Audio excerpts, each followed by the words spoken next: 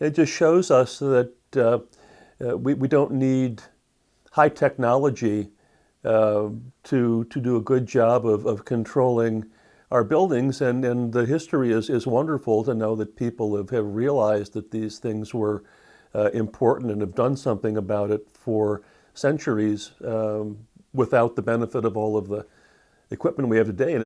My name is Bill Bahnfleth, and I'm a professor of architectural engineering. So Lüften is one name for a practice of opening up windows and doors in your house a couple of times a day, no matter what the season is, to change the air, get outdoor air to replace the indoor air. A very disciplined German practice of doing it twice a day, every day. But I think it's a concept that's been around for a long time.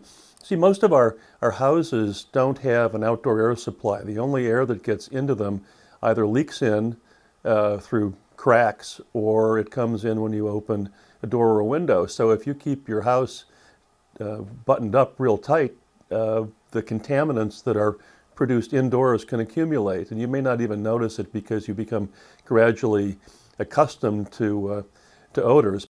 There are many things in our homes that are giving off chemicals and particles that aren't that great for us. For example, cooking generates particles and other things, and there are things like carpets and paints and other finishes that will emit volatile organic compounds that again are hazardous. And then there's all of the dust we produce ourselves. You know, the majority of house dust that's on the floor is it's skin flakes, and a lot of it is also dust mite parts because they like to be around us. So if we keep the house sealed up tightly, those things build up.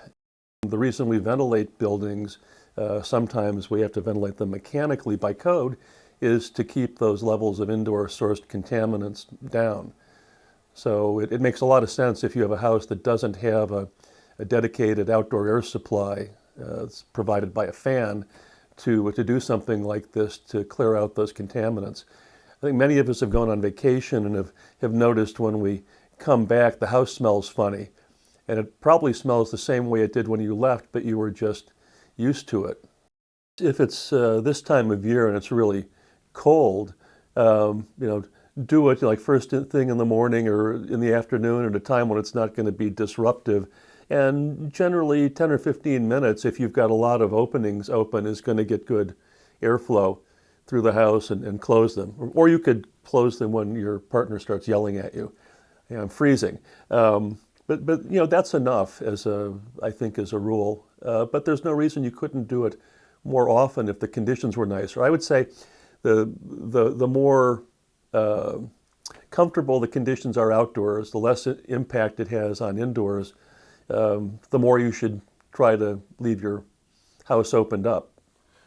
This is a little indoor environment sensor that a lot of people have picked up during COVID because they were concerned about CO2 concentrations.